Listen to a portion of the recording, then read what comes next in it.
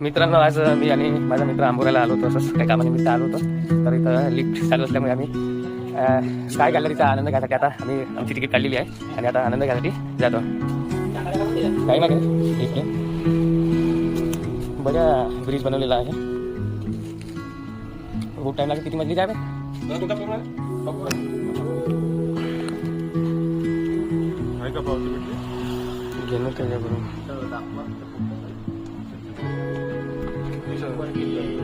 अशा प्रकारे आम्ही लिफ्टमध्ये एंटर केलेला आहे आणि आता तिथल्या नजाऱ्याचे आनंद घेत आम्ही वरती जात आहोत. कपल आणि बढिया नजारा आहे. एकदा इथे आलो तर लिफ्टचा आनंद घ्यावा.